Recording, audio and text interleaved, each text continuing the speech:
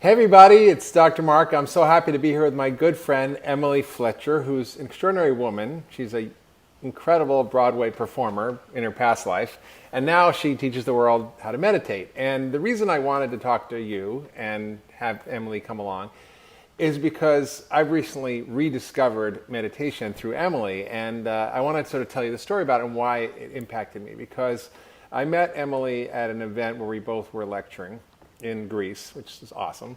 And she was talking about meditation. I'm like, like I studied Buddhism. I used to meditate a lot. I did 10-day retreats where I would meditate 12 hours a day. I did Zen Buddhism meditation.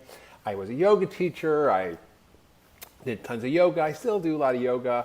And I thought, oh, that's good enough. And I also, found that I like to do things to relax. And I talk about de-stressing, and I talk about relaxation, and I teach about this all the time. And I have my own little tricks. I do my hot baths with Epsom salt. I do yoga.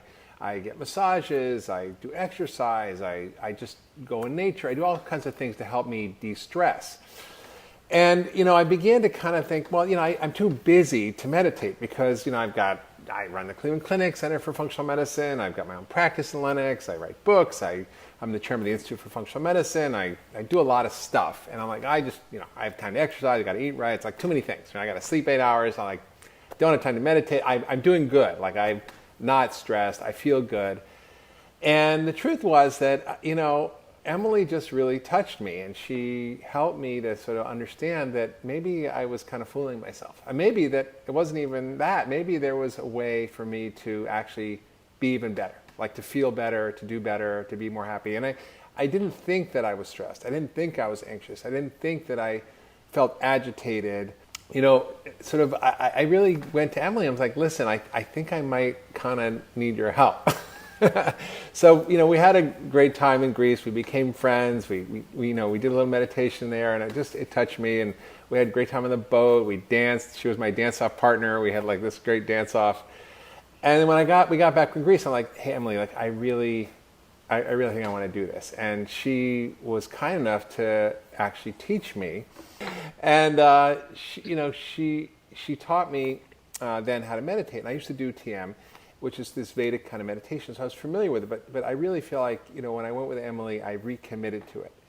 And I just sort of want to tell you a little bit about what happened, and then I want to sort of start to get into it with Emily, because she's just such an extraordinary human, great teacher, and she's just offering some great stuff, and I want to share all about it, because I'm so excited. It's just changed my life, so I just want to share it with you guys.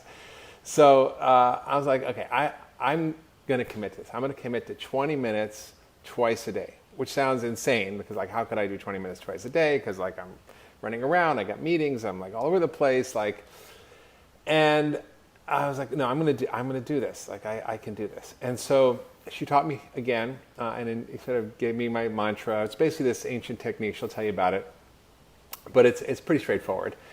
And I started doing it. I've been doing it for now over, about over 2 months, a little over 2 months. And what I found is super surprising. So I didn't actually realize how I was feeling before, and I think the way I changed was I started feeling it's like Dan Harris talks about 10% happier. He wrote this book, 10% happier, and we started meditating, had a panic attack on TV. And he's like, well, now I started meditating, I'm 10% happier. And I felt the same experience. I just felt happier, I felt calmer, I felt less anxious. I have way more going on, but it doesn't affect me the same way. I'm sleeping better, I have more energy. And the truth is, even if I don't sleep, if I meditate, I feel like I just had 3 hours to nap. It's unbelievable. If I could lay down for 20 minutes and close my eyes, that wouldn't do it. But if I actually meditate for 20 minutes, I feel like I got a whole new evening back. So I've been hiding in conference rooms at Cleveland Clinic. I've been doing it in the car and parking lots. I have friends drive if we go to meetings, since I'm just going to do it in the car while we're going somewhere. I do it on the airplane. It's so freaking portable, and it's not like I have to be on a cushion in some temple with the incense burning and everything perfect. It's there could be all kinds of noise and craziness going around, but I just go into my little happy place, and it's awesome. So I really wanted Emily to talk about it, because she had her own experience. She was on Broadway. She had issues that she had to struggle with. And then she discovered meditation. Now she teaches everywhere. She's like teaching at Google and Harvard Business School. She's taught at Dave Asprey's biohacking conference. We were all in Greece together. It was super fun. She's been written about in the New York Times, Elle Magazine. She's named one of the top 100 women in wellness to watch, and she's helped like thousands of high performers get integrating this model into their life. And I love that saying, which is do less, accomplish more. Like it's like I wish I could explain to people how it's affected me, because like I would often kind of get tired at the end of the day because it was a long day, and now I just feel like my whole universe has changed. And even if it's like, forget about getting enlightened, but just like managing my life, like I just feel like it's helped me so much just be happier, more productive, and not feel wiped out. And I feel like I get a whole new energy at night to go have fun and do stuff that's awesome. So welcome, Emily. Wow. Sorry, that was a lot. I had to go on. You're hired. I'm going to hire you as my publicist and PR person and be like, just what he said. All right, who wants to meditate? It's such an inspiring story. And really, like, bravo. There's two things that really strike me about what you just shared. One is, like, you're already performing at such a high level. You're already changing so many lives and changing healthcare. And the fact that this is making you perform even better is honestly why I do what I do. And then the second thing that strikes me is the fact that you've been studying this stuff for years. I mean, you majored in Buddhism, you were a yoga teacher, and you were meditating, and you, an expert of experts, had the level of humility to go into something with beginner's mind. And I think that makes all of the difference. And it's so inspiring to hear your story, and it honestly makes my heart so happy. So thank you. Yeah, it's so great. Mm-hmm. So I just feel like, the point is I didn't, even though I thought I was good and chill and like life was good, like I didn't actually know how I was feeling until I started feeling better. I often say that with my patients when they go on a detox, I'm like, or they get healthy, I'm like, you actually don't know how bad you feel until you start feeling good. Mm-hmm. Right? And it was the same experience I had. Yeah, stress is like, when you have an AC on in the background, it's just like a buzzing, and you don't even know that it's on until you turn it off. Mm-hmm.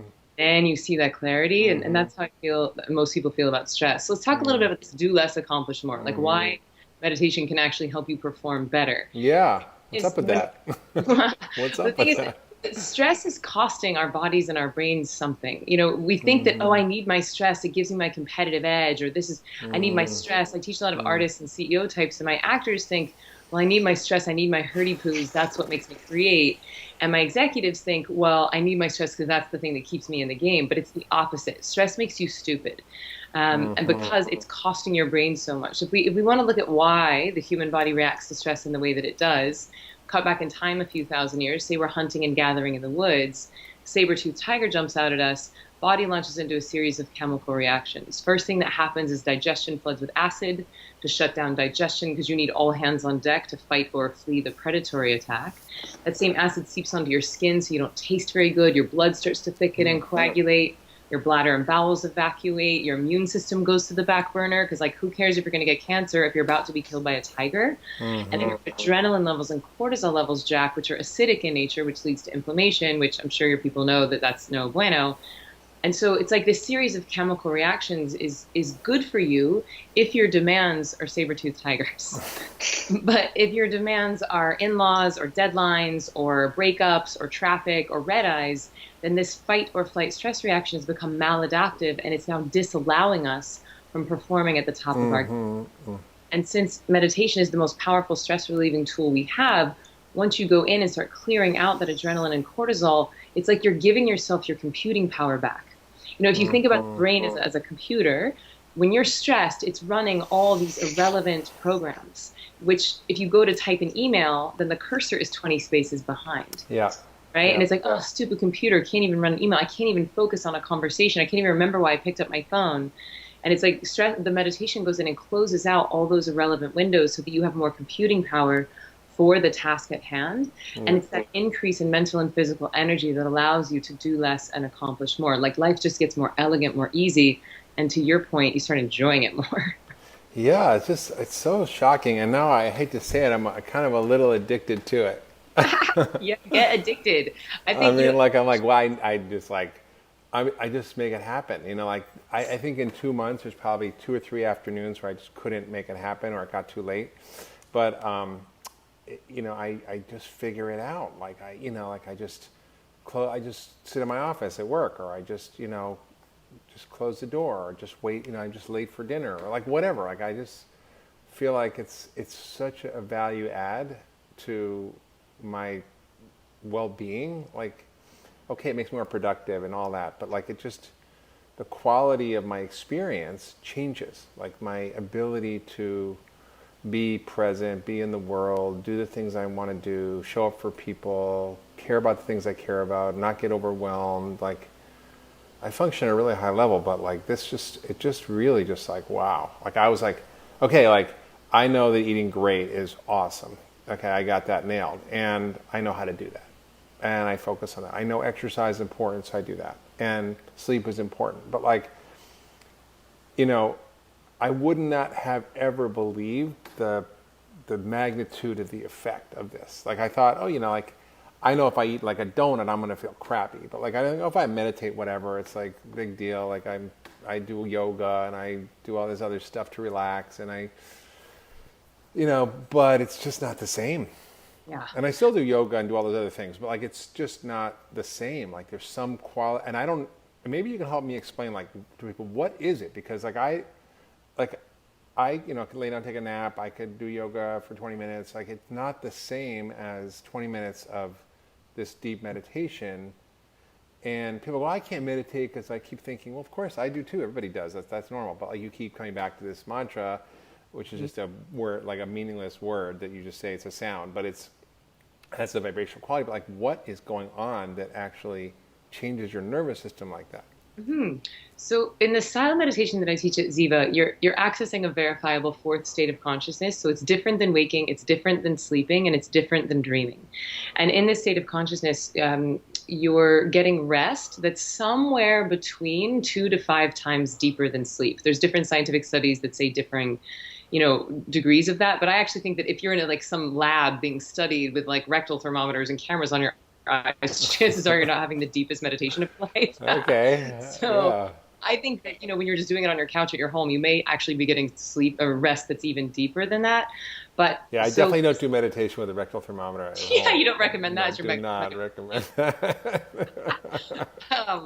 but so basically, like you said, there's a mantra which is like a meaningless primordial sound, but it actually is the sound quality of the mantra that helps to de-excite the nervous system. And I know that sounds a little hippy-dippy or a little weirdo, but there's actually, if you want to look at this, there's like some YouTube videos you could watch on cymatics.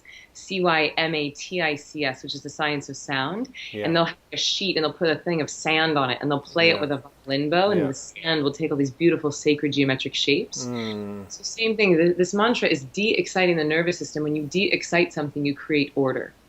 And when you create order in your cells, it's like all the stress that we've been holding in our cellular memory for our whole lives starts to leave the building. And that's why for the first few weeks, you felt a little bit like you said, like your nervous system was rearranging a little bit. Yeah. It's almost like emotional detox. Yeah. Most of us have some stuff stored in here. There was a dog that barked in our face when we were 5, or our parents got divorced when we were 12, and we hold that stuff in our cells whether we want to or not. Yeah. So the meditation goes in, and I like to think about it like it's bringing you out. And so, yes, it's kind of intense in the beginning, and I think that's why it's really good to have some guidance, to have someone to help you through that, because it can be quite intense. But then, like to your point, once you move through it, it's like life is brighter, life is clearer. You start functioning better, and you start enjoying yourself more because your body isn't working so hard to handle the stress. So it's just so shocking to me. Like I feel like an idiot, honestly, because. I tell people to, I tell people to meditate. I thought, but this is very different than like regular meditation. Like it's just something different about it. And I said I study Buddhism. That's more mindfulness meditation, which is, I think, very powerful and effective. John Kabat-Zinn has done a ton of work on this, but it's like there's a certain, when you do Zen meditation, like sit up straight, you have to be in your cushion, like you have to be like perfect, and like you can't scratch your nose, and like it's like it's like if it's noise, like it's just hard, and like if you're in a retreat in the woods, and like that's fine, but this is so like portable in a crazy life, which is and you don't, and you can, your body is relaxed. You can lean up against something. You're not like all perfect. You can kind of slump, and Yeah. like you get into this like other way of being that is, and it's so different. Like I just, can you explain like why is that like so different? Sure. So, so there's thousands of different styles of Yeah. meditation. Most of them fall under one of two umbrellas. What we would call mindfulness, which is like a directed focus style of meditation. And then there's what I teach at Ziva, which is more of like, I like to call it the lazy man's meditation. Yeah, I But it's like that. actually the busy man's meditation, right? Because it's designed to be portable. It's designed to be integrated into your life. And you don't have to have a cave and incense and finger symbols to do it. Like all you need is a chair or an airplane seat or a bus or something. Yeah. And so mindfulness is more of a waking state practice. Mindfulness is where you're directing your focus, right? Like you're either looking at a flame or you're counting your breath or you're visualizing your chakras or visualizing some lovely scene, but you're directing your focus in a certain way. Whereas what I teach is more of a surrendering practice. And I know that people do not like the word surrender because we think it means giving up or quitting. But it's actually, it's a beautiful series of letting go and trusting that nature has your back and allowing your body to settle into this deep rest. And then the beautiful byproduct is that not only are you flooding your brain with dopamine and serotonin, which are bliss chemicals, because you're giving your body this deep rest, when you come out of it, you're actually more awake, Yeah. more conscious. And so I actually find that you become more mindful, you become more present as a byproduct of doing this lazy man's meditation because you're actually getting rid of stress in the nervous system. And the thing was so great about it. You talked to me about it was like your mind's going to keep going. It's like I can sit there for 20 minutes and I might think about like the 40 things I got to do and the people I'm wanting to talk to and the this and that and like I mean maybe half of it or more could be completely distracted by that. And I still at the end I'm still like, wow, that was amazing because like I don't know what's happening in there, but like and it's like it's so if people go, I can't meditate because I can't stop thinking, and I'm like, it's not stopping thinking, it's just like coming back and coming back and coming back. It's like Yeah. right? Yes. So thank you for bringing that up because I think that's actually the number one misconception around Oh my God. meditation. I hear every day, Emily, I want to meditate. I get that it's good for me. There's so much science around it, but I can't stop my crazy mind from thinking. So I'm on a bit of a warpath to like retrain people's ideas about meditation. So Yeah. so think about this. The mind thinks. I mean, I know you know this, but I just want to share this with everybody because I think Yeah. it can be game changing. Yeah. But the mind thinks involuntarily, just like the heart beats involuntarily. Right? So imagine how ridiculous it would be to sit down to meditate and be like, okay, heart, stop beating. Like, that's ridiculous. Or like, okay, nails, stop growing. Like, that's not up to you. Yeah. Right? And yet, this is the criteria by which most of us are judging our meditations. We're like, okay, brain, stop thinking. I sure would like a snack. I love snacks. Snacks are delicious. And then you're just like thinking, and then you feel like failure, and then you quit. And so, like you said, has nothing to do with stopping your mind from thinking. No one meditates to become a good meditator.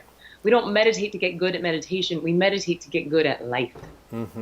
Yeah, that's cool. So like people are watching and they're going, oh, this sounds great. You figure it out. But like, I'm so busy. Like I don't have time to meditate. What's your advice? Like, how should they get started? Like, what if they struggle? Like, sometimes I'm too busy to meditate. Like, what are you going to tell them? Okay, so two things. My new favorite thing to say to people that think they're too busy to meditate is if Oprah has time to meditate, you have time to meditate. And now I'm going to say if Dr. Mark Hyman has time to meditate, you have time to meditate. Right, yeah. Well, it's like I show this cartoon. It's like, what do you have more time for? Exercising 1 hour a day or being dead 24 hours a day? That's good. That's really good. So, I think that we think we're too busy to meditate because we don't want to meditate because we don't know how to do it and we feel like we're failing. And no one's going to make time for something they feel like they're failing at. Yeah. So, and obviously I'm a meditation teacher, so I'm biased, but I really think it makes a difference to get some training, right? Like to sit down and try to like, imagine if I were to be like, okay, for 20 minutes twice a day, we're going to speak Japanese. Yeah. We're going to do a challenge. And if you don't know how to speak Japanese, that's really dumb. But if you know how to speak Japanese, then that's real fun, right? But you got to learn. And so meditation's like any other skill. It takes a little bit of training. And so, I teach in person in New York and LA, but what started happening is that a lot of my students were like, Emily, my cousin lives in Idaho. He doesn't have access to a teacher. I really want him to learn. And so I made this online training. It's called Ziva Mind, Yeah. and it's about 20 minutes a day for 8 consecutive days. And it's a matriculation. It's step by step, and it's training you how to be So it's like self-sufficient. Emily in a box, basically, but Yeah, except it's exactly. on Emily on online. demand. Emily on demand. I like that. It's a video training. So by the end of it, you graduate and you have the practice to take with you for life. You can meditate in a car, on a bus, on a plane, Yeah. in a meeting. I mean, not in a meeting, but maybe in a conference room after your meeting. And then there's also some guided visualizations on there, like for traveling or insomnia or stress release or for performance. Yeah. And that's called Ziva Mind. So, I mean, obviously I'm biased, but I really think it makes a difference to get a bit of training because meditation is like any other skill. Yeah. It's a little training, a little practice, but then once you know how to do it, it's something you look forward to. So Um, great. hmm Yeah. I mean, it's interesting. The plane thing you told me about, like, because I fly a lot. And Yeah. I'm like, you like meditate when you take off, meditate when you land. I'm like, sometimes if it's a short flight, I don't. I just like once when I'm on my way down. And normally when I fly and I get off the plane, it's just like this, no oxygen, it's dehydrating, you're traveling, it's airports, it's annoying, you get stressed, and and I usually feel a little drained after all that. And now I kind of land, I'm like meditating, I'm like, okay, ready to go. It's like, what happened? It's like it changed everything, right? So it's almost like I don't have time not to meditate now. Boom. I'm like, Boom. I don't like if I want to enjoy my life and be happy and effective, like and work. I mean, if I'm like I have something to write or I'm like working on the plane, and if I'm like a little foggy or tired, I just meditate for 20 minutes. I wake up, I'm like, wow, it's like boom, like I get like right into it, and it's totally like it's like drinking 6 cups of coffee without feeling like speedy, except you're just Yes. alert and focused and calm, and it's like, wow, who needs all that coffee? And coffee doesn't even work. It's like, Yeah, I can't even drink coffee anymore. I mean, don't tell Dave, but like it makes me crazy because I feel like I have this sustainable energy. And actually, a yeah, lot of students report like not even turning on their coffee makers for like weeks after yeah, taking the class because they're not exhausted anymore. mm, But I hear you. I think the jet lag thing, like how meditation cures jet oh lag, my is like god, the price of admission. And super, it also cured my insomnia. Like I know we didn't really talk too much about that, but like I was on Broadway for 10 years hmm, having crazy insomnia. First day, first class, meditation cured my insomnia, and that was wow, years ago. And so I was unbelievable. like, I'm in. I'm in. So I don't know if I told you this story, but I met with the Surgeon General recently to help him with food policy and talking about some of the initiatives. And he came to Cleveland Clinic and he gave a talk about his work. And we got to hang out for a while. He's like awesome, friendly, great guy, And I'm like, what are your initiatives? He's like, well, emotional well-being. I want to deal with food, and we deal with this opioid addiction that we have in America. And I'm like, well, emotional being. Well, what are you talking about? He says, well, meditation. I want to get everybody meditating. I'm like, really? He says, yeah. In fact, our entire office, we got someone come in, trained them in meditation. They do Vedic meditation, and everybody meditates twice a day in the Surgeon General's office. And they Yes. take a break in the afternoon, and they do it. And I'm like, we're standing there with the chief of staff of Cleveland Clinic, and they deal with physician burnout. It's tough. Like working in Cleveland is hard. It's an awesome place, but doctors and staff, caregivers are really work hard.